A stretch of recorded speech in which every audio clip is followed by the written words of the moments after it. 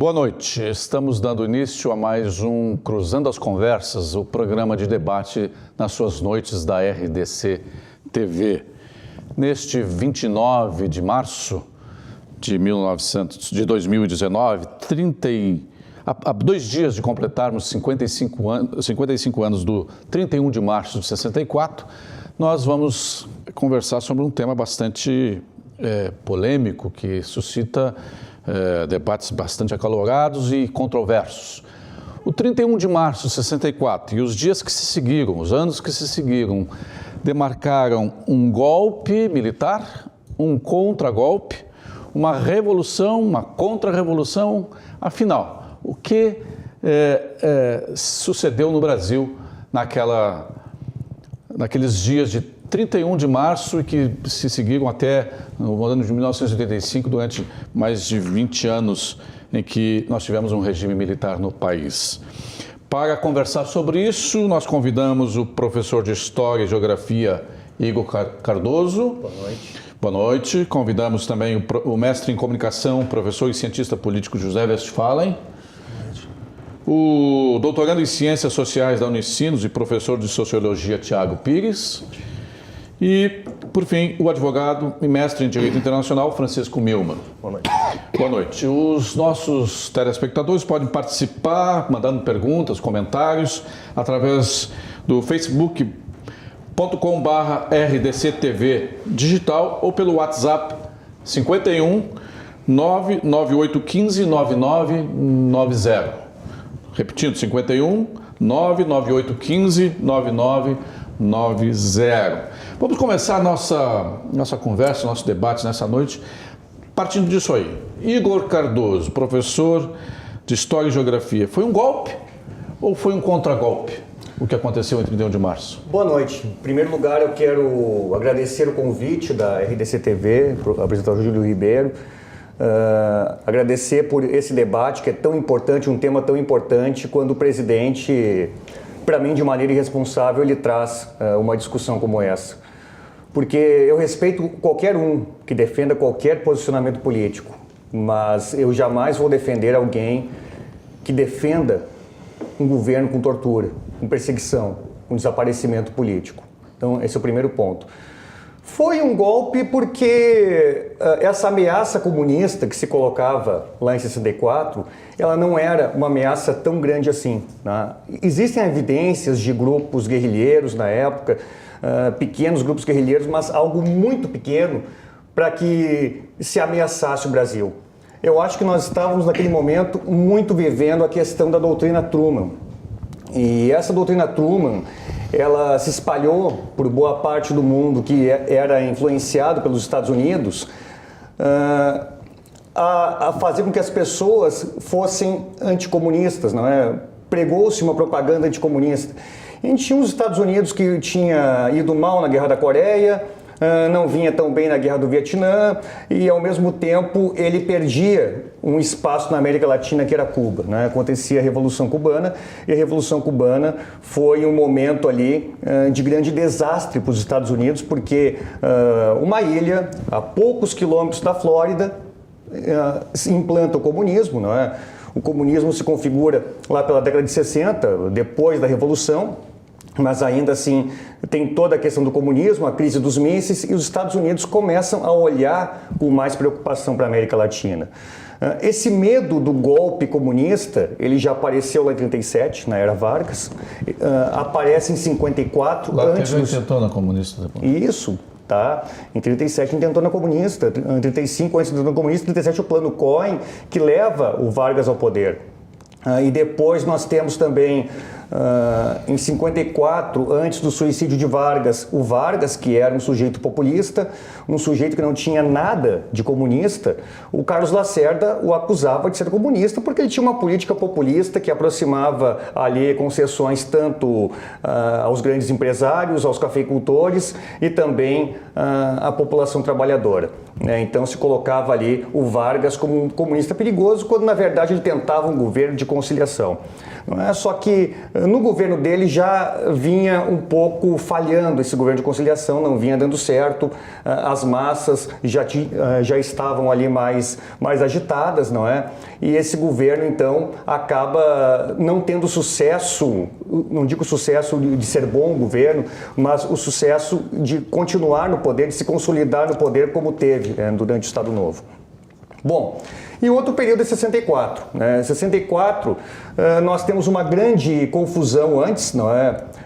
Nós temos um presidente que assume, o Jânio Quadros, numa coligação feita pela UDN, com PTN, com vários partidos conservadores na época, sendo que o Brasil, no período, ele tinha uma eleição que separava, não é? Votava-se no presidente, votava-se no vice em separado. Então eu podia, naquela época, por exemplo, votar, sei lá, no vice do Bolsonaro, no Mourão, e votar no Haddad, por exemplo. Né? Seria possível para fazer um comparativo na época. E foi mais ou menos o que aconteceu, não é? Votou-se no Jânio Quadros e votou no vice do lote, que era o João Goulart. Do PTB. Isso, do PTB. Bom, o Jânio Quadros, né, de maneira... esquecendo que na época nós tínhamos um cenário muito agitado devido à Guerra Fria, né? Estados Unidos, União Soviética, questão da Revolução Cubana. Durante seu governo, um pouco depois da invasão mal sucedida dos exilados cubanos na Baía dos Porcos, ele condecora o Che Guevara, né? Que é uma condecoração totalmente fora de contexto. Eu até hoje eu entendo, mas para a época era algo muito perigoso. Aliás, no Brasil, no lugar onde nós temos muito a lógica do Grenal, a lógica da arquibancada de futebol, é muito complicado eu pegar uma figura que causa paixão e ódio como Che Guevara e condecorar. Isso já traz todo um problema. E ao mesmo tempo ele tinha o vice viajando para a China. O que ele queria com isso? Ele queria formar uma política externa independente durante a Guerra Fria, que ele pudesse ter relações políticas e econômicas tanto com os Estados Unidos como também com a União Soviética. Só que no clima conservador da época, no clima... E o Jânio Quadros, depois a gente pode voltar a isso, o Jânio Quadros provavelmente tentou, entrou para a história a tentativa de um autogolpe no Congresso, justamente porque o João Goulart estava fora e estava na China. Sim. Quando a China era uma China muito mais fechada, muito mais fechada do que é hoje. Exatamente. Uma China marcadamente comunista, nada de mercado como é hoje. Né? Não tem nada a ver que com hoje nós temos um capitalismo de mercado se formando na China, capitalismo de Estado. Capitalismo de Estado. Né? Exatamente. Mas aí, vamos jogar um pouquinho a bola aqui. O professor Igor José Westphalen, vou te chamar de Westphalen. O Igor disse aqui que as ameaças eram pequenas, os grupos eram pequenos, que não havia... Só acrescentar, até porque o Partido Comunista, após a Era Vargas, ele ficou muito mais tempo na ilegalidade do que na legalidade, inclusive. Não é? Era um partido que chegou ali a ter um candidato a concorrer contra o Dutra, mas nunca teve assim uma grande quantidade de deputados. Era um grupo pequeno que organizava algumas guerrilhas, mas não era um grupo forte. Mas a CGT era forte, né? A CGT tinha algumas nuances, tinha muitas lideranças ligadas ao Partido Comunista em 64. Qual a tua opinião, Westphalen? Bom, Júlio, uma satisfação tá novamente voltando à RDC, ainda mais em te encontrar aqui no comando da bancada. Minha participação hoje aqui, Milman e colegas, não é defender excessos que ocorreram aí durante o período do regime militar, não é fazer uma defesa efusiva ou sair soltando foguetes ao 31 de março, mas é sim restabelecer critérios de verdade. Porque o que acontece, Júlio? A esquerda ela é absolutamente fantástica na tática da desinformação, aprenderam muito bem com a KGB isso, né? Aprenderam muito bem com os comunistas russos a tática de desinformação, de pegar um pedaço da verdade e reescrever toda a história. E o que o professor Igor está nos trazendo aqui é muito de desinformação, é de reescrever a história, quando ele diz que quase não tem evidências, que era algo muito pequeno.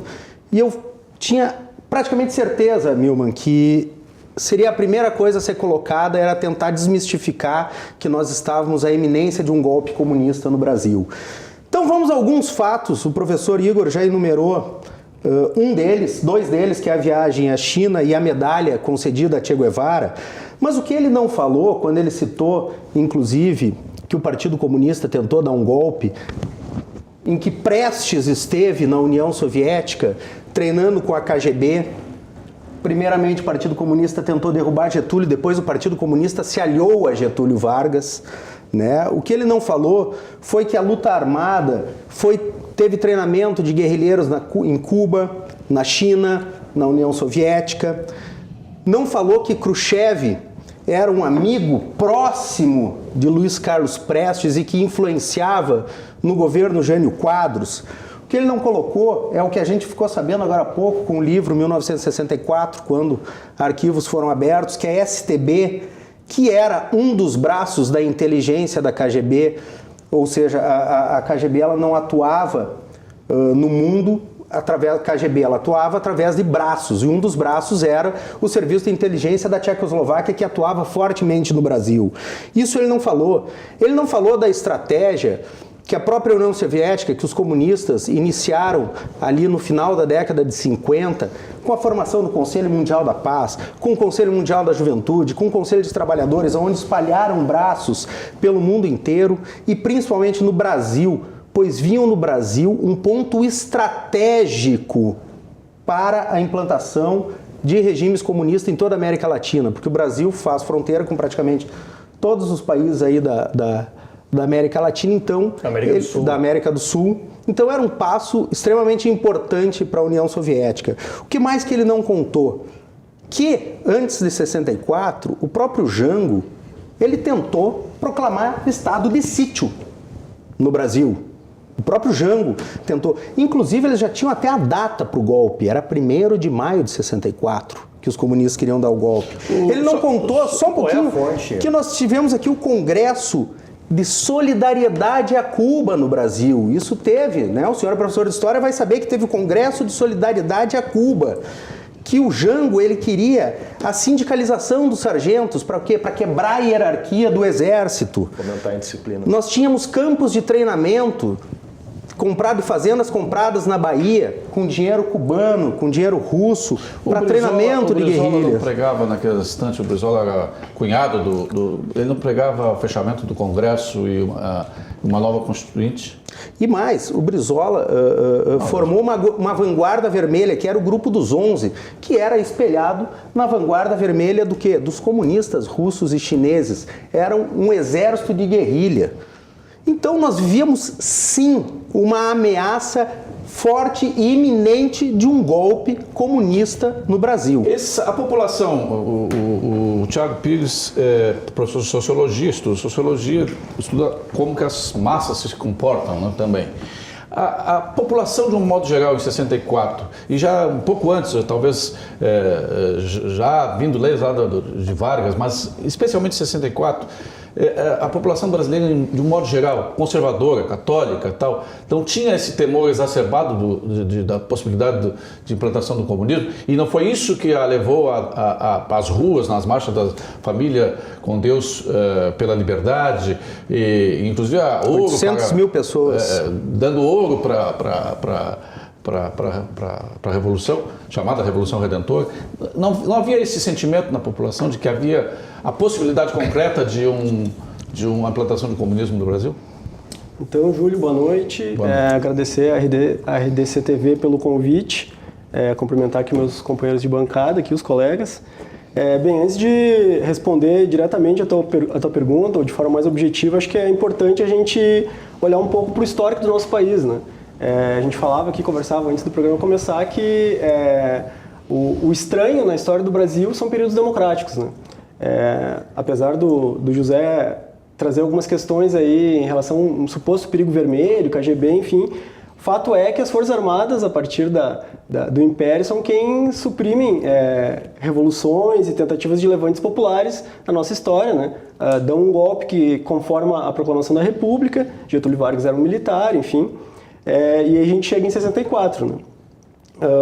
Pensando então a questão da população, né? A gente tem alguns dados, né? E aí não discutir fumaça, né? Não é a gente discutir no vazio ou suposições, né? Mas sim pegar a questão do que é fato, né? a gente tinha um mecanismo muito bem apurado de propaganda, né, que o nosso pesquisador René Armand Dreyfus descreve muito bem nesse livro que eu trouxe aqui hoje, que era o IPES e o IBAD, né, que eram institutos que patrocinavam, inclusive com filmes nos trailers de cinema, de um pseudo-perigo comunista, né? Lembrando que a gente estava na Guerra Fria e que, enfim, existiam interesses de ambos os lados, né, dessa moeda. Então existia um temor na população, mas não um temor genuíno, um temor criado e alimentado reiteradamente, né? Como tu bem disseste, em 64 houve então, né, um movimento um movimento que foi a Marcha da Família com Deus pela Liberdade contra o comunismo ateu, né? Falta esse complemento muitas vezes, né? Que era um movimento encabeçado por setores da classe média, né? Que se opunham às reformas de base que o João Goulart então se propunha a fazer, né? Lembrando que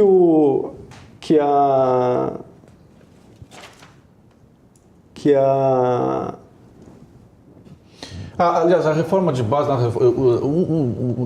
o estopim de 31 de março foi o comício da Central do Brasil, quando o João Goulart, presidente, então, o João Goulart, assina a desapropriação. Eu só queria botar mais um dado que eu não estava achando aqui. Clube também. Tem, mas só um dado que eu não tinha achado aqui, que foi uma pesquisa que foi liberada pelo IBOP em 2003, que está no arquivo da Unicamp.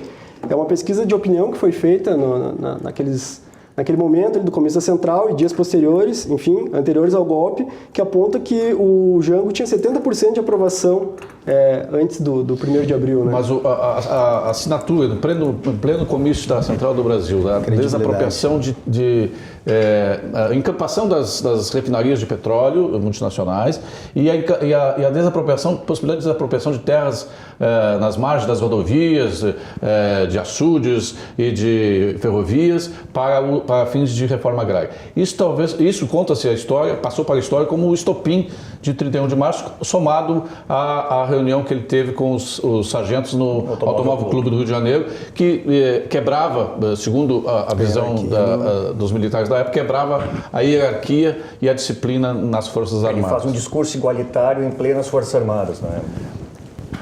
Milman, Francisco Milman, tu achas que se não houvesse essa reação, esse golpe, essa tomada do poder pelos militares, a condução natural da história levaria realmente a um estado de implantação de um regime comunista no Brasil? Ou era um temor realmente exacerbado, as coisas não seriam bem assim, e isso achar uma forma? Porque hoje muitas das coisas que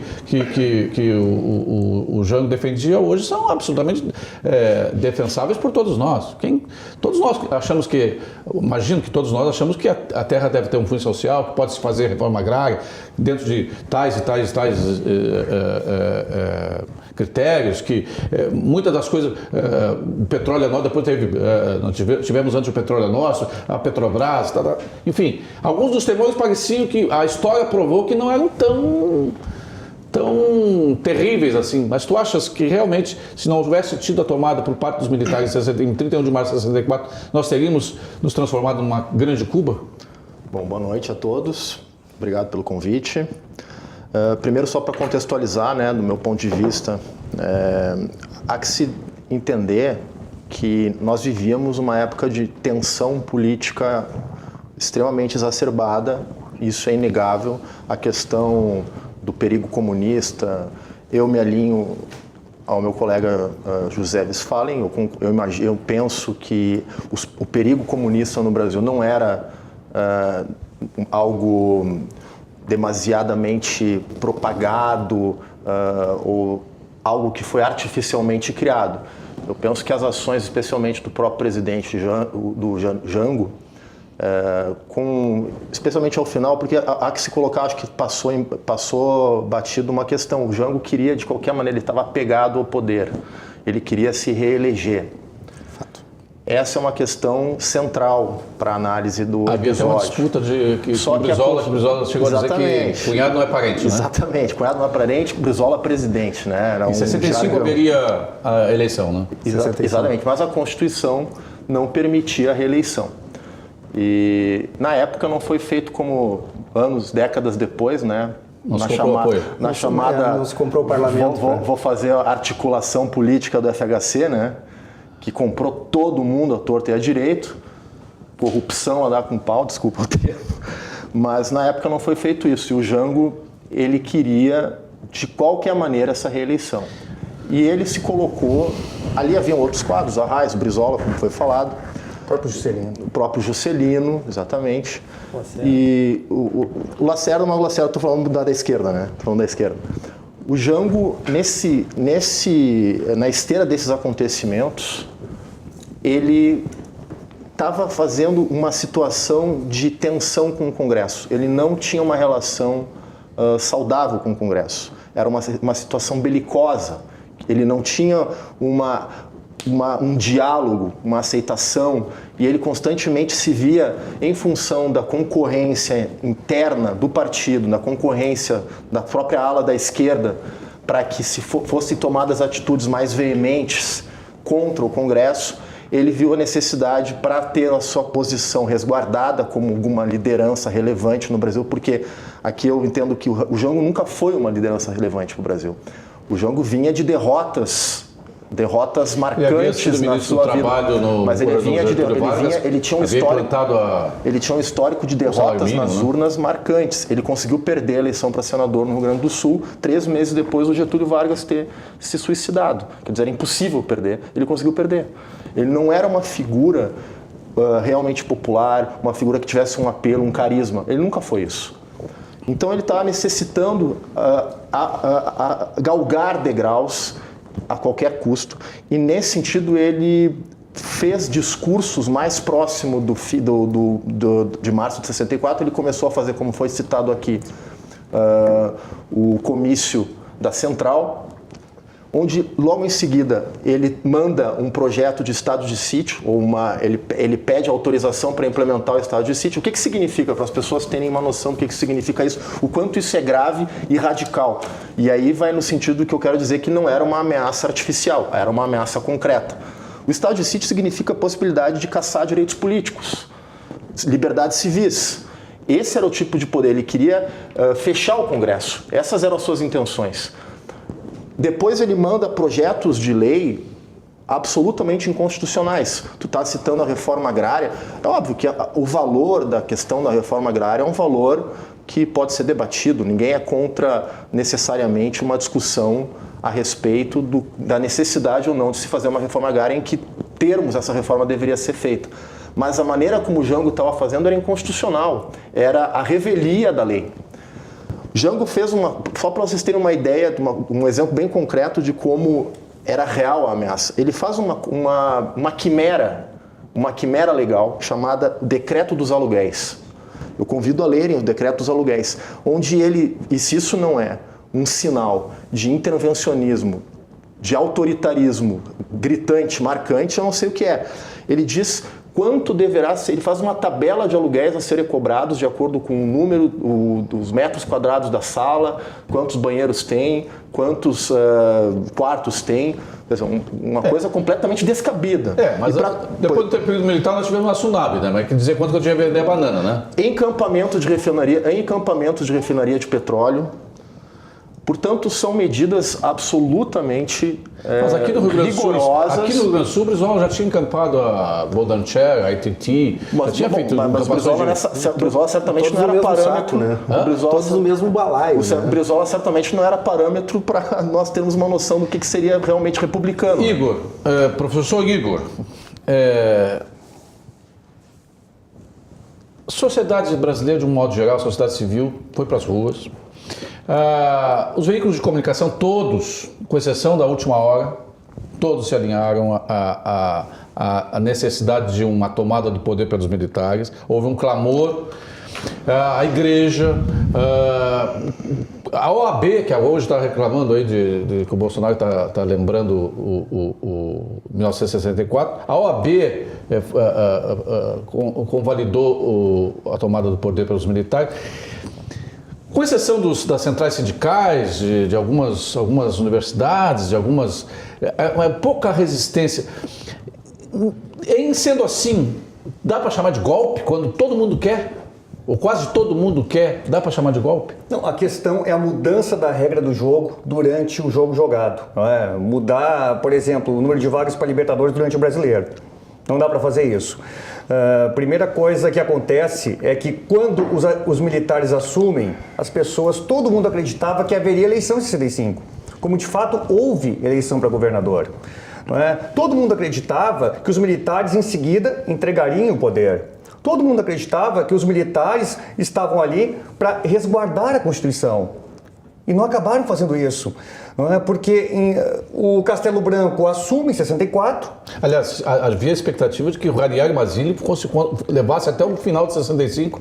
Ele chega a assumir, mas quem governava de fato era uma junta militar ligada ali ao Castelo Branco. Não é? O que o Castelo Branco faz? Para que os nossos ouvintes, telespectador saiba, Ranieri Mazzilli, à época, era presidente da Câmara Federal, foi numa sessão que, dia 2 de abril, no Congresso, uma sessão do Congresso, o presidente Álvaro de Moura Andrade declarou vaga o cargo de presidente da República, porque o João Goulart já tinha escapado do país. Às 2h40 da madrugada, né? Cabe dizer. Essas sessões na madrugada são sempre complicadas, mas foi declarado vago o cargo de presidente da República e, em ato contínuo, empossado o presidente da Câmara, Ranieri Mazzilli, para ser o presidente interino, até que se chamasse as eleições. Ele ficou por 15 dias. No dia 15 de abril assumiu o Castelo Branco. Mas a eleição foi no dia 13, né? Isso. 13 de abril foi eleito, no Congresso foi eleito uma eleição indireta, foi eleito Castelo Branco. E ele não foi nem vice, o Ranieri Mazzilli. O vice foi o José Alckmin, né? Avô do atual do ex-governador de São Paulo, Alckmin. Então, tu estavas dizendo sobre a mudança do jogo, mudança das regras do jogo durante o jogo. E o golpe militar no Brasil, ele é um golpe militar muito diferente do golpe militar do Chile. Porque o golpe militar do Chile é violento. Se alguém pegar, por exemplo, o filme Chove sobre Santiago, vai mostrar ali toda a repressão, toda a tortura às pessoas. No Brasil não aconteceu isso. Não teve nenhum tiro. Só que no Brasil nós tivemos algumas sutilidades autoritárias que foram acontecendo durante o processo. O Castelo Branco ele decreta o ato institucional, né, que na época se achava que seria o único. Depois, quando se decreta o AI-2, fala que é o AI-1. E o AI-1, uma das regras que colocava ali é que se o presidente levasse uma lei para o Congresso e ela não fosse aprovada durante 30 dias, não fosse tramitada durante 30 dias, ela era automaticamente aprovada. Isso é o decurso de prazo, né? Isso aí meio que passou para a história da política do Brasil, o decurso de prazo. Né? Acho que até a Constituição de 88 não existiu o decurso de prazo, né? Até então era inédito, né? Hoje é a medida provisória, né? Hoje é o contrário. Se não for votado em tanto tempo, cai. Caduca, tomou de uma vírgula e edita outra. E o plano econômico dele, o PAEG, por exemplo, né, que é um plano que acaba tendo sucesso relativo, porque ele controla a inflação, mas ao mesmo tempo ele restringe o salário do trabalhador, acaba gerando ali, de certa forma, uma certa insatisfação das pessoas mais pobres com o governo. Não é? Tanto que as eleições de governador em 65, dois estados que eram muito importantes, que eram os estados da Guanabara e de Minas Gerais, ganharam a oposição. Ganharam a oposição. Aí se faz o quê? Se decreta o AI-2, se reduz a participação política da população, se reduz os partidos políticos, exatamente. Abrem-se dois partidos, não é? A Arena, que é um partido formado pela UDN e é a parte mais conservadora do PSD, porque o PSD não era esquerdo, o PSD ele tinha uma ala mais conservadora e uma ala mais próxima do PTB, e o MDB, que era um partido formado pelo PTB e pela ala mais progressista do PSD. Né? Então, se cria ali o modelo dos Estados Unidos e acaba reduzindo a participação política da população. As greves eram totalmente... Podia haver a greve, mas havia regras que acabavam dificultando e as greves praticamente não aconteciam. Né? Então, nós tínhamos toda essa questão aí. É o perigo do comunismo, mas nem toda a greve quer colocar o comunismo no Brasil. Nós temos que separar o que realmente é comunismo e o que não é. Não é? Porque se eu for for lá numa manifestação e pedir, por exemplo, que não se parcele salário do professor estadual, eu não sou professor estadual, mas eu falo por questão de solidariedade. E as pessoas vão lá, reclamam, o sindicato, a pessoa não está querendo comunismo, ela está querendo o seu direito trabalhista. Né? E hoje em dia, quando se fala de feminismo, quando se fala de racismo, quando se fala de qualquer coisa mais popular, o que as pessoas falam? Isso é coisa de comunista. Vamos continuar no próximo bloco. Tá? Não esquentou ainda, começando a esquentar. Eu acho que no final a gente vai ter que apartar aqui as brigas. Voltamos um rápido intervalo com Cruzando as Conversas nesse 29 de março, que debate, questiona e conversa sobre 31 de março de 64. Voltamos já.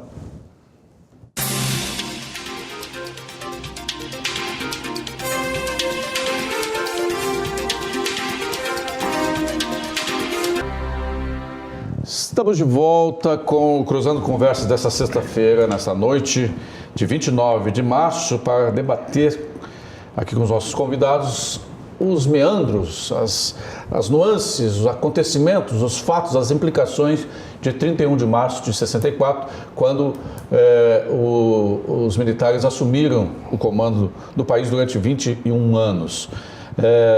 Foi um golpe? Foi um contragolpe? Foi uma revolução? Uma contra-revolução? Os militares dizem que foi a Revolução Redentora de 64. Redentora no sentido de salvar, de render, de livrar a nação do perigo comunista. Nós estamos conversando aqui com o professor Igor Cardoso, professor de História e Geografia, com o mestre em Comunicação e professor e cientista político José Westphalen. Estou dando um tempinho para que as câmeras possam... Sim. O doutorando em Ciências Sociais da Unicinos e professor em Sociologia, Tiago Pires, e o advogado e mestre em Direito Internacional, Francisco Milman. As participações dos ouvintes, dos telespectadores, estão liberadas pelo WhatsApp 51 99815 9990. Eu sempre me atrapalho. 99815 9990. Você manda a sua participação, nós temos algumas aqui. E a Stephanie está dizendo que informações importantes para contextualizar o cenário. Muito bom. O Francisco, ela gostou do Francisco Milman. Acho que deve ser parente do Chico. Porque é meu namorado. Isso não vale. Tem um ouvinte aqui que não se identificou, mas está dizendo: vocês estão relativizando o que aconteceu em 64? Meu nome é Ulisses dos Santos. O Ulisses está dizendo: mas vocês estão relativizando o que ocorreu em 64? Foi golpe, foi derrubada de uma ordem institucional estabelecida. Nós não estamos contextualizando, nós estamos contextualizando, nós não estamos relativizando, estamos contextualizando, debatendo, porque passados 55 anos, muitos dos acontecimentos foram sendo esquecidos. A história foi ajustada para uma narrativa ou outra, e nós precisamos de alguma forma tentar restabelecer o cenário daqueles dias que antecederam e que culminaram e que sucederam o 31 de março de 64. Westphalen, mudou o Igor aqui falou que, aliás, o Tiago falou que aqui a exceção na história republicana brasileira é a democracia. Mudou alguma coisa do cenário de 64 para o cenário dos dias de hoje? A tensão que há entre a sociedade brasileira conservadora e a esquerda internacional e a esquerda brasileira se assemelha ao que havia, em alguma coisa se assemelha com o cenário que havia em 64?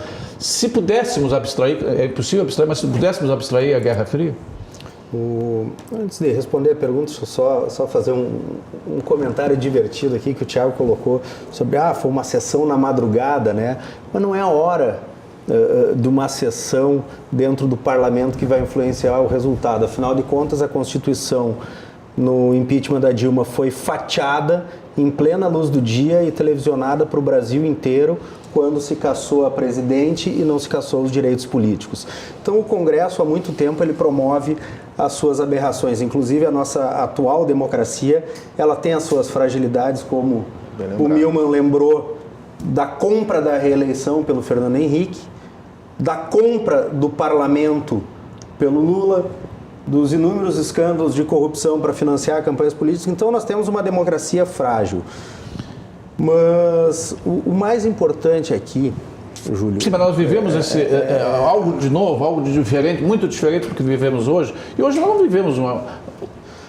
o Brasil poderia se transformar numa Cuba hoje? Hoje não. O que nos diferencia de épocas passadas é que hoje, embora com essas dificuldades que a gente tem no estabelecimento da articulação política, né? Mas o que acontece? A sociedade hoje é muito mais madura, os meios de comunicação e a internet permite que não se ocorra esse tipo de atrocidades como a gente viu aí, como foi o caso que nós estaríamos aí na iminência de um golpe comunista no início da década de 60. Mas, Júlio, a coisa mais importante que eu quero colocar aqui para o telespectador é que eu disse que eu gostaria de estabelecer a verdade. E é importante a gente estabelecer a verdade dos fatos, né? E a história ela é tão mal contada que prova é que eu tenho um sociólogo e um historiador e os dois só olham para a história com o mesmo óculos, né? Pierre Bourdieu colocava, né, que a gente enxerga o mundo a partir de lentes, né? Só que infelizmente boa parte da nossa história foi escrita a partir de uma única lente. E aí eu elenquei uns fatos aqui para mostrar que o período militar, diferentemente do que a esquerda prega, que foi uma ditadura, não foi um regime ditatorial. Regime ditatorial a gente viu na Rússia trotskista, leninista, na Cuba de Fidel, na Venezuela de Maduro, na China, Mao Tse-tung. Então a gente viu períodos ditatoriais. Pinochet foi um regime de autoritarismo extremo. Quando é direita, é autoritarismo. Quando é esquerda, é ditadura. Mas vamos ver, olha só, o Brasil tinha Depois sou eu eleições diretas. O próprio professor disse que a oposição foi eleita no Rio de Janeiro. Eleições diretas. Mas depois não tinha mais. Que ditadura. E depois não tinha mais. Os governadores passaram a ser indicados. E por que prefeitos, vereadores, deputados não se mantém a regra? Prefeitos, governadores e prefeitos de capital passaram a ser indicados. Era um regime autoritário. Eu não coloquei em primeiro lugar que ali foi um momento democrático. Foi eleita a oposição e ao invés de continuar na regra do jogo, se mudou a regra do jogo, botou o bipartidarismo e a partir daí governadores foram nomeados. Mas por então, que houve isso aí? A democracia vale enquanto o meu lado está ganhando. Quando o meu lado perde, quando a população manifesta democraticamente que regra não do quer... jogo que tu quer falar? Se mais de 1 milhão de pessoas saíram às ruas para comemorar a deposição de Jango. Mais de 1 milhão de pessoas saíram às ruas. Ou seja, olha só, deixa aqui, ó, o nosso telespectador tem que saber. Então nós tivemos aí uma passeata com 100 mil pessoas nas ruas para ver o Miguel Arraes, o Jango e o Brizola. Tudo normal, não teve problema. Depois 800 mil pessoas saíram da Marcha da Família. Nós tínhamos teatro, música, tínhamos oposição eleita. Isso até quando, Vestivário? Até quando? Depois tivemos censura. Nunca se terminou os festivais de música. Não, mas as músicas tinham que ser aprovadas. A letra das músicas tinha que ser aprovadas pela censura. Que regime ditatorial cria a Embrafilme? Que regime ditatorial cria propaganda eleitoral gratuita que permitiu, inclusive, que o Quércia desse o maior pau no governo e fosse eleito por causa disso? Desse o maior pau em rede no governo. Então, assim, ó... Mas depois da Lei Falcão, que não... Então, que ditadura é essa? Agora, telespectador, o que a esquerda não coloca e não conta esta parte da história é que a partir ali de 68, 69, parte da década de 70, houve sim um recrudescimento, houve um peso maior do Estado em cima de determinadas questões institucionais e legais. Por quê? Porque foi uma reação aos grupos terroristas que estavam instalados no Brasil. Vamos lá, sequestros. Embaixadores dos Estados Unidos, Suíça, Alemanha e Japão. Sequestros de aviões. Bombas em consulado, em quartel, em cidades como São Paulo, né? Inclusive, no atentado ao consulado, um rapaz perdeu a perna. Ele recebe um salário mínimo. Ele recebia um salário mínimo, né, como anistiado político ali. E o cara que colocou a bomba recebia 4 salários. É a justiça da anistia. Então nós tínhamos o Marighella, responsável direto por 120 mortes, com seu manual do guerrilheiro urbano. Nós tínhamos Lacerda, nós tínhamos grupos... Lamarca, aliás. Lamarca. Coitado do ressuscitei. O Corvo? O Corvo. Nós tínhamos movimentos como Colinas, como R8, como Avar, como o Movimento do Araguaia, ou seja, movimentos terroristas. Tá, mas roubar o que copo da Demar não foi. Roubar o copo da Demar foi fichinha. Esse pode Quem ser rouba mais... de ladrão... 100 anos de perdão, mas e o dinheiro das pessoas que estavam em bancos lá em Minas Gerais, que explodiam bancos, assaltavam bancos, assassinavam pessoas, ou seja, a população pediu uma resposta a isso. Os movimentos ditos terroristas, movimentos terroristas, esses, o VAR Palmares, a Polop, esses movimentos de Colinas, eles era uma reação ao regime militar ou eles eram aqueles que o regime militar, que as pessoas temiam e que estavam incubados lá em 64? Não, em primeiro lugar, para acontecer movimento terrorista forte, o regime tem que estar fechado. Se o regime tivesse aberto, se houvesse democracia plena, com todo mundo participando, com partidos políticos... O mundo hoje vive numa democracia, tu tem o Estado Islâmico explodindo todo mundo. Que é interessante. Em democracias como a França, falou Estado Islâmico, como a Alemanha. Não, tu falou que só em regime totalitário tem... Caçar mandatos. O Estado Islâmico Tudo que é não é um acusado. regime totalitário. Tá, mas por que ele explode a França? Por que ele explode na França? Por que ele vai explodir bomba Mas aí nós estamos misturando uma questão internacional... Não, mas é que tu disse que é só em regimes totalitários. Tu falou que em democracia de uma não existe questão interna terrorismo. do Brasil. Em primeiro lugar, trazendo uma lógica que, pelo que eu entendi, eu creio que não se aplica essa lógica. A lógica em si, ela como forma tem que ser aplicada no Brasil, na França, nos Estados Mas se Unidos, houvesse na uma Inglaterra, ela tem que se democracia direta aplicar. no Brasil, será que esses movimentos seriam tão fortes? Porque não podia ter partido político de esquerda, não podia fazer greve. Como é que essas pessoas iam participar estavam dentro do da MDB? política? E outra coisa, Estavam todos dentro do MDB. o que era o terrorista? Será que todo mundo que era considerado terrorista era a pessoa que ia lá, pegava uma baioneta e atirava em todo mundo? Porque nem todo mundo era isso. Não, eles assaltavam bancos. A questão é como é que tu vai comparar uma estrutura de Estado, um terrorismo de Estado, Financiada pelos Estados Unidos? como é que a gente vai comparar isso com grupos supostamente de oposição, supostamente terroristas, né? Essa média tu vês que esse é o nível do debate. Só um pouquinho. Eu ouvi quando o senhor estava falando, agora você discute. Fala lá.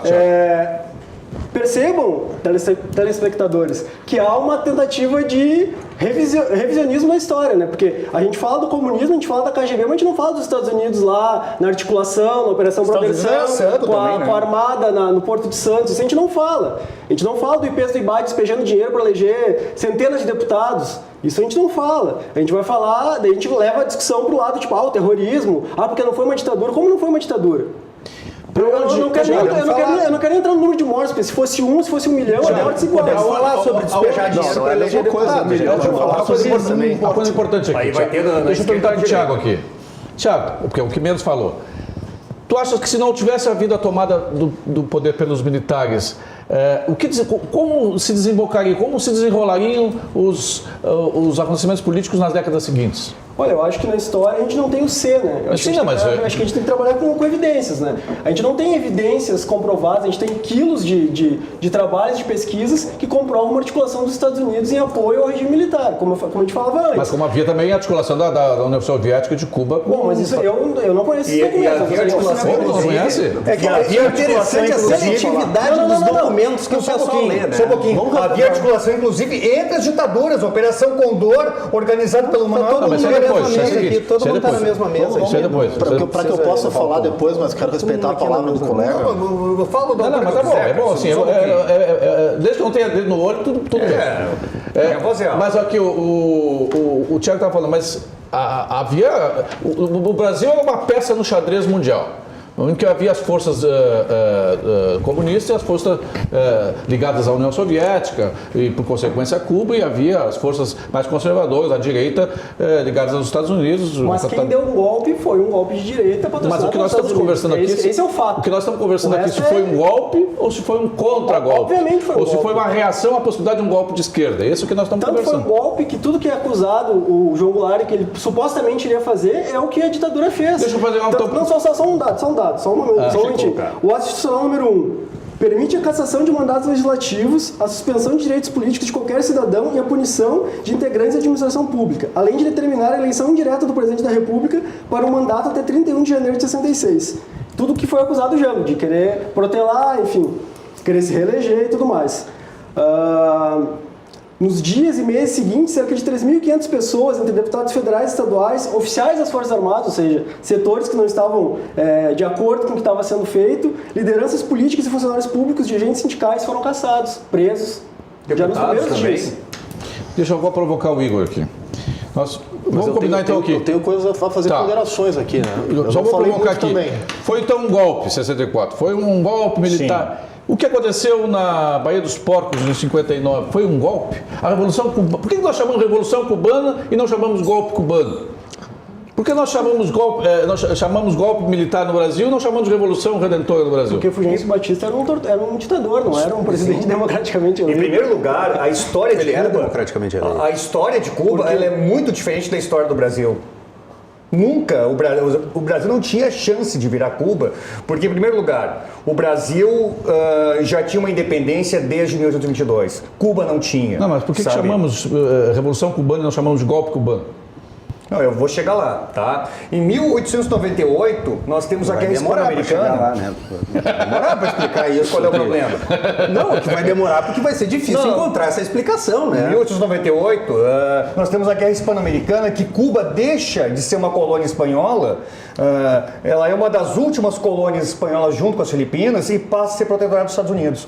E os Estados Unidos passam a controlar Cuba, não como um Estado, mas sim quase como se fosse uma colônia. E essa Revolução Cubana, ela faz essa mudança de tirar esse domínio dos Estados Unidos e fazer, na verdade, o que seria uma independência de Cuba. Eu não estou defendendo o regime cubano, não estou achando que Cuba é a melhor forma de governo do mundo, mas naquele contexto histórico, Cuba acabou sendo, então, uma luta contra esse domínio dos Estados Unidos. Então, ela é um símbolo de luta contra a dominação americana no continente americano. O símbolo maior foi o fuzilamento para o paredão de Brasil mais próximo de Cuba. Essa é a pergunta. Eu não estou discutindo muito mais próximo de golpes militares desde sempre na história. Isso em qualquer livro de história, seja ele por qual viés que se queira, teve muito mais próximo de um golpe de direita militar do que de uma revolução cubana. Começando que a República do Brasil foi instalada a partir de um golpe. Do Marechal Deodoro e os... São 3 golpes militares, né? A República, a posse do Vargas...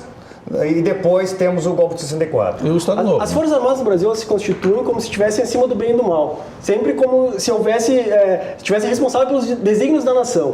E nesse momento que a gente vive, isso está evidente, como foi no início da sua pergunta. Quando o general vai lá e escreve um Twitter intimando o STF, a gente está tendo uma interferência direta.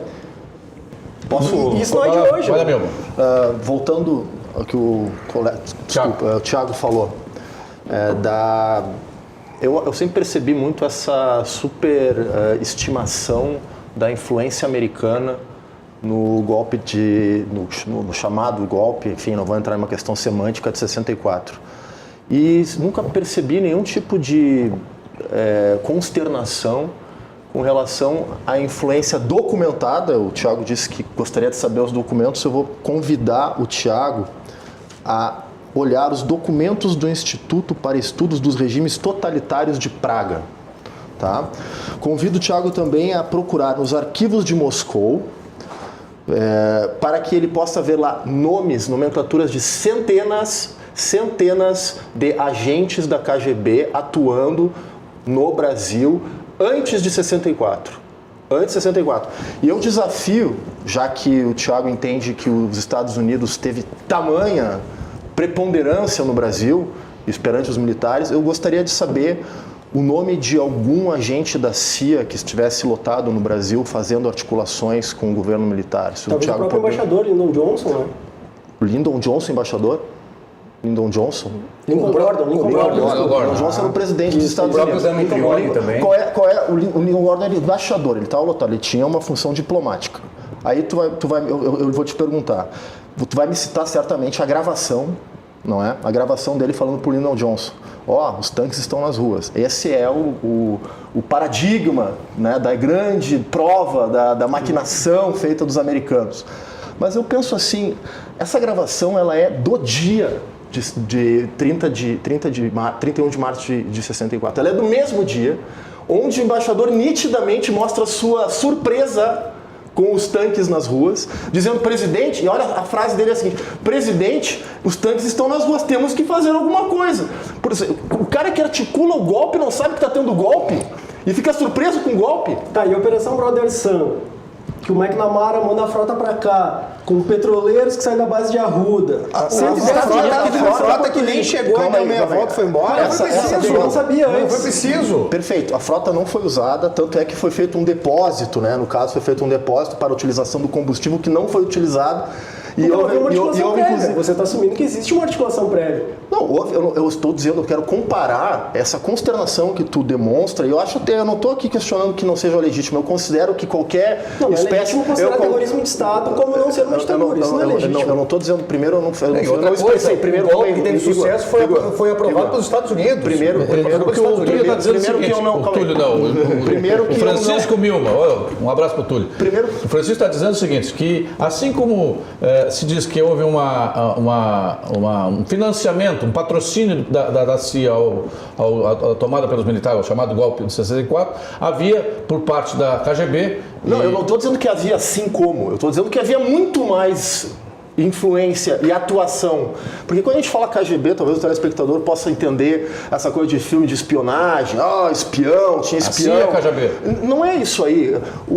A atuação da KGB ao redor do mundo, ela tinha como base, como sustentáculo da sua atuação, a desinformação. Ela tinha como a arena cultural, a arena midiática, a arena das artes. Essa era a arena de atuação de 90% do que a KGB deveria fazer ao redor do mundo. A fomentação de desinformação a fim de que o governo local tomasse atitudes que não fossem do seu interesse genuíno e sim maior do interesse do bloco soviético.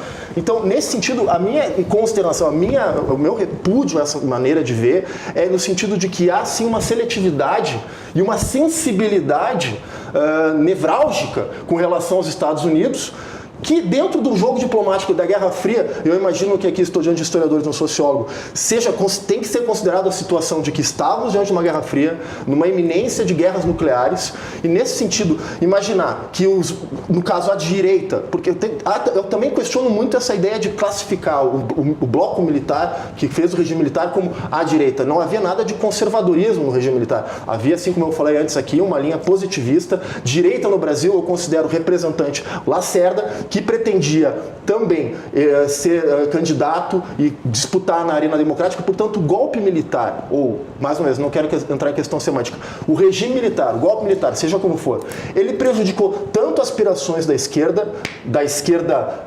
democrática, quanto da direita democrática. Talvez eu, como uma pessoa que tem um viés conservador, penso como seria a pergunta aqui do nosso apresentador, como seria o Brasil se não tivesse... Talvez nós tivéssemos eleição de um presidente conservador no Brasil com Lacerda, que era líder de pesquisas, caçando inclusive Juscelino Kubitschek. Ele estava à frente de Juscelino Kubitschek. Eu gostaria, talvez, que os militares entregassem o poder e talvez tivéssemos um presidente eleito de direita no Brasil. Mas é como ele falou, não tem como analisar essas suposições. Mas o meu único, para concluir e passar a palavra, é nesse sentido. Havia, obviamente, eu não considero que no regime militar possa ser analisado monoliticamente um período de 21 anos. Eu acho que há um período mais suave, para não usar uma palavra melhor, um período de 64 a 68, e que eu concordo, o recrudescimento das proibição de greves. De 64, não, a gente tem que colocar sob um prisma comparativo. A gente não pode analisar de maneira absoluta, isolada de qualquer relação com o resto do mundo. O que é uma ditadura no Chile, uma ditadura na Argentina, comparada com a ditadura brasileira? Nós tivemos o que... A Folha de São Paulo, vocês vão considerar a Folha de São Paulo um jornal de direita? Vocês não consideram a Folha de São Paulo um jornal de direita, né? A Folha de São Paulo disse a dita branda. Ela fez o editorial em 2009 chamando de dita branda. A propósito disso, Francisco, aqui um telespectador falou, tem que falar sobre a mídia. A mídia sofreu muito com a ditadura e tal. Há que lembrar que todos os jornais brasileiros, inclusive a Rede Globo, a TV Globo, o Globo, todos os jornais brasileiros, com exceção da Última Hora, todos se alinharam à tomada pelos militares do poder em 64. Depois, aos poucos, acho que a maioria permaneceu. Poucos depois, a partir de 68, começaram a se distanciar do regime militar, começaram a abrir espaço, e aí talvez a tal da dita branda, que passava muita coisa, os meios de comunicação de alguma forma podiam passar muita coisa, embora tinha censura, tinha o censor dentro da redação, das redações. Pro forma, muitas vezes, né? Mas passava, mas incomodava muito. Ninguém disse que era uma democracia Ninguém plena. tá dizendo, eu não Ninguém falou defendo que foi uma democracia plena. autoritário no foi um Brasil, eu regime considero que sim. autoritário com ordem O democrática. que nós podemos aprender, Igor? Professor Igor, o que nós podemos aprender e aprender? Apreender e aprender com o que aconteceu em 31 de março. Inclusive, o jornal O Globo, ele faz parte dessa elite aqui, né, que apoiou o golpe militar. Né? Uma elite empresarial. No golpe militar ele tem apoio de empresários, ele tem apoio da Igreja Católica, de vários outros setores conservadores e tem ainda o apoio dos Estados Unidos, que a gente não pode esquecer. A OAB também. Obrigado pela ajuda. Tá? Então, vários setores conservadores fica sempre na mesma tecla. É os Estados Unidos, é a elite. Mas você está sendo a mesma tecla do comunismo como conhecido. Mas olha só, você viu, você você é professor de sociologia, você é professor de história e você só consegue ver um viés. Só existe um viés. Mas você está aqui vendo outro viés. Por que eu vou ver o viés? Eu não sou profissional de história. Viés. Eu estou aqui colocando. Você é professor de história, você tem uma obrigação de ter a visão ampla e real da sociedade. Não a gente tem a visão do documento, do dado, não a visão da ideologia. Assim, você está falando dos documentos que o Milman de um golpe todos comunista que não aconteceu. Porque O golpe foi comunista. Mas como é que o Salles foi impedido? Ele mesmo falou aqui que poderia ter ganho o Carlos Lacerda em 65. Ele mesmo disse. Ok, mas não se correu o risco de ter a iminência de um golpe como tinha toda a estrutura, toda a invasão. A população, trabalhadora não tinha o direito de protestar e pedir melhores salários na época. Diversos documentos aqui que o senhor sociólogo, o senhor historiador não leu. Então você só lê uma parte da história, só a parte que lhes interessa. Não. E é por isso que nós temos uma história enviesada e deturpada. É por isso que as nossas escolas estão aprendendo uma história errada. Inclusive, eu li entrevistas do Costa e Silva, eu não vejo só um lado. Não é questão de ver só um lado. Agora, a questão é que nós fomos dominados por uma ditadura colocada pelos Estados Unidos, uma ditadura que teve colaboração das ditaduras vizinhas.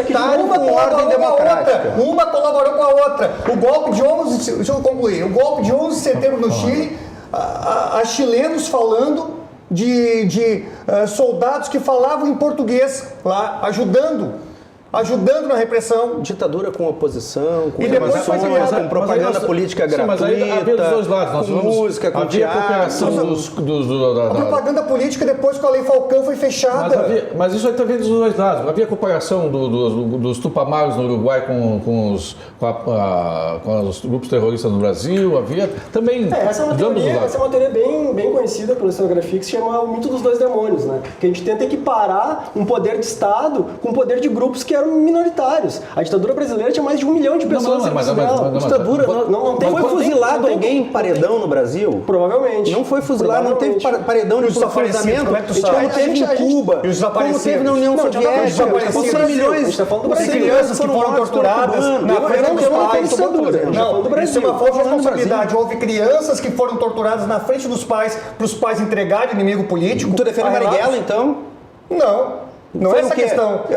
Acabei de ver endeusarem Marighella num filme que matou 120 pessoas. Eu não posso comparar. Explodiu uma criança. Eu não posso comparar a violência do Estado com a violência de uma pessoa que o Estado pode prender essa pessoa. Inclusive foi julgada, condenada. É muito diferente a violência praticada pelo Estado, que eu não tenho polícia para me proteger, eu não tenho Ministério Público que me proteja. O Estado não perseguiu pessoa nenhuma, perseguiu terrorista. Perseguiu terrorista. O terrorista muitas vezes perseguiu terrorista. O terrorista era o jornalista que denunciava a corrupção do regime militar. O regime militar teve muita corrupção. Era Lamarck, era Marighella, era aqueles terroristas apoiados pela China, pela União Soviética. A palavra ao nosso Tiago Pires e depois ao Francisco Milman. Tá certo. Eu chamo a atenção assim, de um fato muito básico, que A tentativa de reescrever a história é tentar levar a discussão para um outro lado. É Cuba, é KGB. Sim, mas é Estados Unidos. A gente assumiu o poder, inclusive. mas a gente não olha para cá, né? A gente não olha para os dados que a gente tem aqui. Como é que a gente vai dizer que não houve uma ditadura no Brasil? Isso é um absurdo. É um absurdo histórico. A gente tem dezenas de milhares de pessoas que foram perseguidas, torturadas. A gente teve um processo que não só julgou não foram a partir milhares. do Estado, como puniu. A gente teve uma lei de anistia que impediu que qualquer militar fosse julgado. São 400 E como é que a gente E os vai- terroristas como é que a gente de vai esquerda equiparar? também foram Como é que a gente vai anistiados. Nem equiparar? todos que foram torturados eram terroristas. Muito Os terroristas de esquerda foram anistiados também. Muito jornalista que denunciou a corrupção na ditadura, como o caso do Herzog, foi desaparecido e torturado, foi morto. Não foi só o caso do Herzog, temos outros casos de jornalistas, de padres que denunciaram a tortura e eram perseguidos. O que eu falei no início desse programa aqui, Francisco, professor Igor? Aqui ninguém vai defender excessos. O que se quer restabelecer é a verdade. Não, Coisa que então, os senhores não estão vamos estabelecer comprometidos com a a verdade. verdade, sabe? Foi um regime autoritário, teve excessos. Uma ditadura. Sim, não foi uma ditadura. Deixa eu te tentar contribuir um pouquinho. Olha só, eu na linha do pensamento do professor Igor, tá? De que, de fato, são prismas, são proporções diferentes. Uma violência perpetrada de maneira oficial por um órgão estatal que detém o poder de coerção do aparelhamento do Estado, comparar de uma maneira seria muito uma comparação injusta com os grupos que estariam promovendo uma guerrilha e uma resistência armada. Obviamente, em abstrato, há aqui sim, eu compreendo da forma como está colocando. Porém, a gente se perder a linha dos fatos, a linha de sucessão dos fatos, a gente perde realmente o sentido do que tu acabaste de dizer, que é o seguinte: antes mesmo desse recrudescimento, antes mesmo desse aparelhamento de repressão a partir de 68, surgir e se transformar no que foi, com uma parte um período do regime militar mais severo, não é? Onde houve sem dúvida nenhuma excessos, onde houve sem dúvida nenhuma injustiças. E eu aqui não acho que são justificáveis, porém eu não posso ter uma visão utópica, uma visão simplória e maniqueísta. Mas ninguém teve visão eu não quero utópica, colocar uma visão maniqueísta da história. Então, há que se entender, por exemplo, que antes mesmo do golpe de 64, havia sido, para dar um exemplo, para ilustrar, enviado pelo PCdoB, que era um partido pouco relevante, não é, no Brasil. Teve o racha do PCB e o PCdoB ali em 60. O PCdoB era um partido menos relevante que o PCB, né? Mas o PCdoB ele era mais afeito à luta armada antes mesmo do golpe de 64. O racha foi esse, inclusive. E ele manda turmas antes do golpe da Revolução, não quero entrar na questão semântica de novo, ele manda turmas de seus partidários para estudar na China guerra de milícias, guerrilhas, isso como prova fazer o quê? guerrilha. Isso prova o quê? Isso prova que não há apenas uma causa-consequência, como tu está demandando. Mas como eu falei de no que começo, houve um Estado ditatorial que gerou uma guerra. Não, a primeira coisa que eu disse é que a primeira coisa que eu disse é que havia... O AI-5 foi o quê? O AI-5 foi provocado, infelizmente, uma consequência dessa manifestação de setores da esquerda que não tinham absolutamente após a nenhuma morte, o pressão assassinato do também. Edson Luiz. O Edson Luiz foi um... Isso é um caso. Esse caso não pode ser tido como um caso que marca o início da luta armada no Brasil. Não, eu não falei que é o caso, não brinca comigo, eu não falei que é o caso que começa a luta armada. Eu falei, inclusive, que havia luta armada no Brasil antes, só que eu falei que ela não era essa coisa toda que vocês estão colocando. Mas o meu ponto, que eu quero que fique esclarecido, é que essa aparente figuração de atores em que há um ator extremamente e não está proibido que se investigue a luta armada antes do regime militar, claro, inclusive. e que há um ator tirano que usufrui da força. Não tem mocinho nessa história. E que há um ator pobrezinho, que são os pobres esquerdistas que sofreram um golpe, que foram... Enfim, não existe essa realidade. A vítima não é essa realidade. Brasileira, né? A vítima é a população então, mas essa realidade, eu acho que é aí que se insurge meu amigo Westphalen, e que acho que ele se insurge com razão, porque todos nós aqui passamos pelos colégios e pelas escolas relativamente em períodos semelhantes, e nós sabemos que a história do Brasil é contada enviesadamente com um recorte unilateral e um recorte, sim, que maqueia a sucessão dos acontecimentos e que, portanto, não passa para as nossas crianças, para os estudantes, uma visão adequada, uma visão verossímil do que aconteceu no nosso passado. Eu, como historiador, eu só posso trabalhar com o fato do que aconteceu foi um governo militar após 64. Eu não posso imaginar um comunismo no Brasil que não aconteceu. Foi impedido de acontecer. Só para quê? Os grupos terroristas não são uma... Foi impedido de bola de cristal. Tu tens bola de cristal? Não tem bola de cristal, são as evidências. Mas os grupos terroristas... O que Prestes fazia com Khrushchev? O que o Jânio fazia na Rússia? O que o Jânio fazia na China? O que faziam guerrilhas? Que a população tem culpa disso? Com dinheiro cubano? Até a população mais pobre disso. Aí fecha o regime por causa disso. Olha que tu tá falando. Olha a defesa que tu tá fazendo. Não, insanidade não. Vamos ao intervalo rápido para a gente acalmar os ânimos aqui e retomar os debates no finalzinho, no seu último quadro, né? Vamos a um rápido intervalo comercial e voltamos logo em seguida.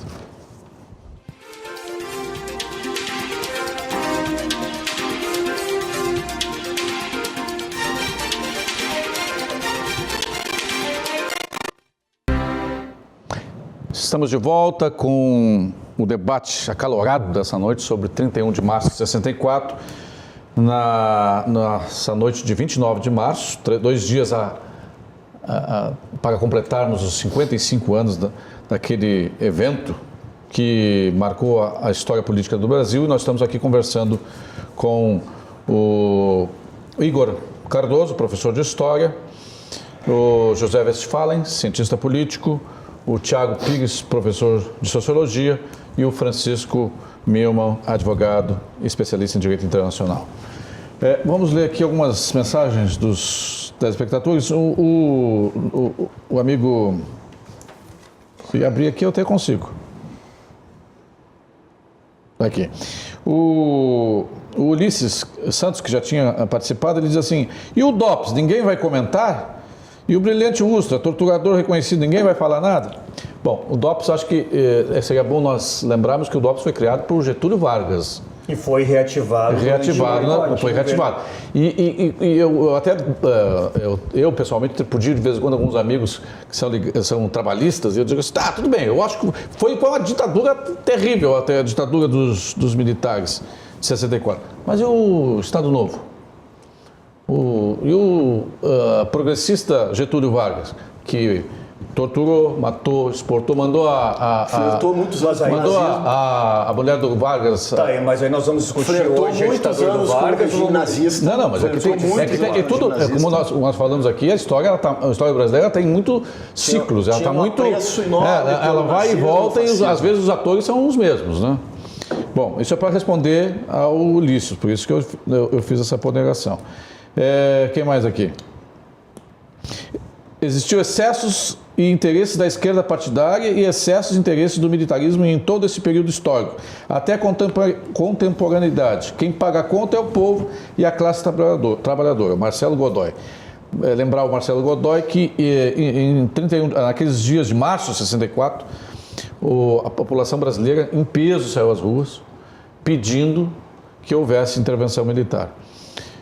Não muito diferente de algumas coisas que aconteceram em 2018. Aqui quem fala é a Cíntia. O fato é que até hoje temos famílias que não tiveram o direito de enterrar seus mortos. Exatamente. Mortos esses pelo Estado, que torturou crianças, violentou, torturou mulheres, ou dinheiro público para matar pessoas. Toda a tortura, toda a restrição de liberdade que seja ilegal, porque o Estado detém o monopólio da violência, né? Quando quem pode punir é o Estado de Direito que pode punir, mas quando ele pune sem ter um processo legal, sem que haja uma causa e um processo legal, ele... E quando é um cidadão que comete a violência, nós temos a proteção da polícia. Agora, eu não posso comparar a violência de um cidadão com a violência do Estado, onde eu não tenho proteção judicial nenhuma. Em qualquer regime. Exatamente. Em qualquer regime. Não, é crime de jurisdição internacional, em qualquer regime, seja de 64 e até 85, seja o que está acontecendo agora na Venezuela. seja o que acontece em Cuba, seja o que acontece na Coreia do Norte. Em qualquer lugar. Seja o que aconteceu no Uruguai, na ditadura uruguaia, na ditadura argentina. Eu vou seguir da Argentina, tenho uma filha que mora lá. E agora teve no domingo passado foi o Dia da Memória. Olha, 50 mil jovens foram às ruas de Buenos Aires para lembrar o fim da ditadura e o início da democracia, a redemocratização da Argentina. Vou só ler mais uma aqui. Só abrir e eu leio. Aqui. Esse é um parente, é um amigo do Westphal aqui. O Westphal está arrebentando. Não conhecia, mas já virei fã. Não é amigo, você não conhece, não é amigo.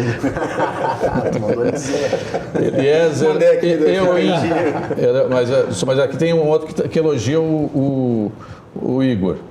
Então, é só para dar dos dois lados. Ele diz que é de Viamão e que é fã do professor Igor. Opa, que legal, conterrâneo então. Agora, Júlio, só como eu volto a... Boa noite, estou na escuta aqui de Viamão, sou fã do professor Igor Cardoso. Opa, que legal. Ele só não se identificou, mas de repente é o primo do Igor aqui. Não, com certeza eu vejo alguns. Nós temos aqui, tem alunos ali. Temos alguns minutos, vamos... dá para sentir o seguinte, vamos tentar ser assim mais... Tanto quem tem uma visão um pouco mais à esquerda, quem tem uma visão um pouco mais à direita, usando as duas lentes do óculos, de que 64 foi um golpe militar. Se teve o patrocínio desse ou daquele, se teve a demanda popular, a demanda da cidadania brasileira que saiu às ruas e pediu, rompeu-se uma regra institucional. E até se tinha a expectativa de que esse regime seria até 65, que em 65 se faria as eleições para presidente e que então voltaria à normalidade. Aí nós temos que discutir por que não voltou à normalidade. Foi um apego ao poder ou porque os militares acharam que as ameaças ainda estavam muito latentes, muito fortes ainda, de uma ameaça comunista, enfim. O certo é que não voltamos, foi 21 anos para se voltar a ter democracia no Brasil, e assim mesmo uma democracia meio capenga, porque houve o colégio eleitoral e nós tivemos a primeira eleição em 89. 5 minutos para terminar. Então, eu gostaria de dar 1 minuto para cada um de vocês fazer as considerações finais sobre isso.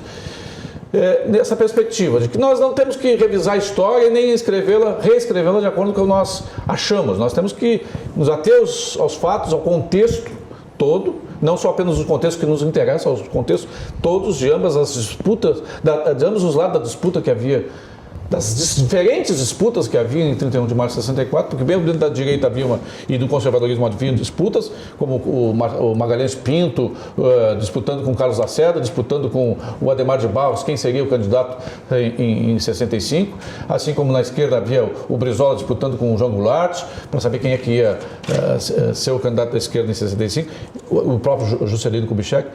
Então, 1 minuto para cada um fazer suas considerações finais e tentar dar um fecho. Só permite mandar, antes das tuas considerações finais, um abraço. O deputado Zucco está nos acompanhando aqui, ele que escreveu um brilhante texto aí sobre o 31 de março, está na audiência aqui, o deputado Zucco. Um abraço. Professor Igor.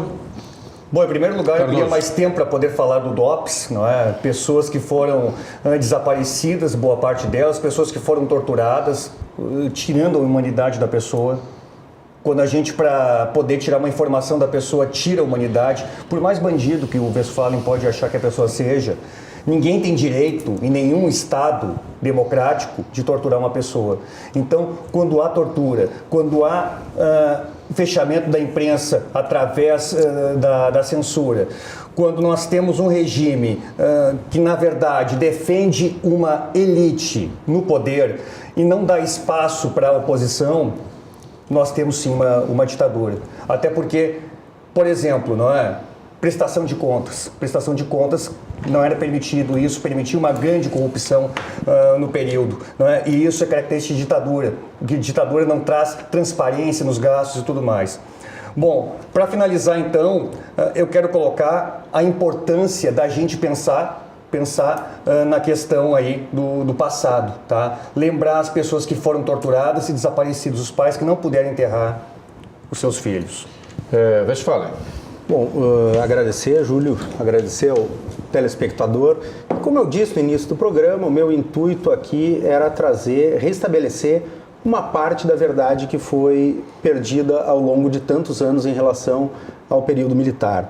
Eu vi hoje um professor de História justificar a violência civil e um professor de Sociologia que vê se os Estados Unidos influenciando no Brasil, mas desconhece completamente a influência da KGB. O que é restabelecer a verdade, Júlio? Houve sim excessos no período militar, ninguém nega que houve excesso, houve crimes. Mas houve crimes por parte da esquerda comunista. Marighella com seus 120 mortos, que eu não vejo a esquerda falar dos 120 mortos do Marighella, do Lamarca, do Movimento Colinas, do MR8, do VAR, do Araguaia, de todos os grupos terroristas que sequestraram embaixadores, aviões, explodiram quartéis, bombas, ou seja, isso é restabelecer a verdade. A esquerda é tão terrorista e tão culpada por mortos em 21 anos. Thiago Pires, 1 minuto. Eu sempre tenho um pouco essa coisa de quem detém a verdade, né? Eu prefiro meter os fatos e meter o que a história me traz, né? E acho que tem coisa que a gente tem que dizer. Que o golpe não foi no dia 31, o golpe foi no dia 1º, no dia da mentira, que o golpe não foi um golpe simplesmente militar, foi um golpe civil-militar, com apoio das elites, que financiaram inclusive a tortura, vários empresários, esse livro que traz, crianças de 1 ano, financiaram a tortura. Azevedo, pesquisem. E eu acho assim, o telespectador ele tem que ter também a questão da pesquisa, né? Eu indicaria assim, um documentário, O Dia que Durou 21 Anos, um documentário que traz lá os documentos que foram abertos, né, da CIA, enfim. Tem um livro muito interessante que se chama Estranhas Catedrais, que é um livro que fala sobre a corrupção na época da ditadura, onde começa a questão com as empreiteiras, que é do Pedro Campos. Enfim, são N materiais, né? E só para concluir, assim, eu acho que a gente tem que... A população tem que bater o olho em quem desrespeita a lei e a Constituição, né? Eu acho que no momento onde tu tem um parecer do Ministério Público Federal que impede, em respeito às vítimas da ditadura, que seja comemorado um golpe de Estado, e tu tem um presidente e um ministro da Defesa que não cumpre isso, aí acho que a gente tem que bater o olho em quem está desrespeitando a Constituição, né? Eu agradeço a possibilidade, enfim, falei um pouco porque tenho o costume de ouvir as pessoas, né? Mas obrigado, acho que às vezes a gente tem que... Para encerrar, Francisco Milman. Não, vou me filiar ali na linha do meu colega aqui, Thiago, né? Que eu também quero que as pessoas pesquisem. Eu gosto que as pessoas pesquisem, busquem a verdade, sair dessa dicotomia que a esquerda procurou implementar na história brasileira do bem e do mal, da vitimização, não é? Eu realmente repudio qualquer crime que tenha ocorrido durante o regime militar e não vejo justificativa para isso, mas não aceito que se utilize isso como capital político, né? E é contra isso que eu me insurjo, e que para que eu veja nas pessoas honestidade intelectual que demonstre que não estão aqui largando lágrimas de crocodilo por vítimas da ditadura, eu gostaria de ver a mesma insurreição dessas pessoas contra ditaduras comunistas espalhadas pelo mundo afora, que foram muito mais severas e genocidas. Estamos debatendo o Brasil. Muito obrigado. Antes, só para encerrar, eu quero, o Lauro Bronzoni, nosso telespectador, botou: boa noite. No regime militar não havia casos de estudantes entrando em colégios e matando alunos, e no DCE de universidade, virando lugar para a prática de sexo e usar drogas usar drogas no regime militar não tinha isso. Éramos mais seguros quando não tinha crimes organizados. Bom, aí é o saudosismo do tempo do... Como é que ele sabe disso? Tempos de outrora. Nada é como antes no quartel de Abrantes. Nós agradecemos a participação, a presença dos nossos debatedores, a nossos telespectadores pela audiência, e o convidamos para, na próxima segunda-feira, acho que amanhã não tem, na segunda-feira, o nosso próximo Cruzando as Conversas, a partir das 22h30 aqui pela RDC TV. Muito obrigado, uma boa noite, um bom final de semana.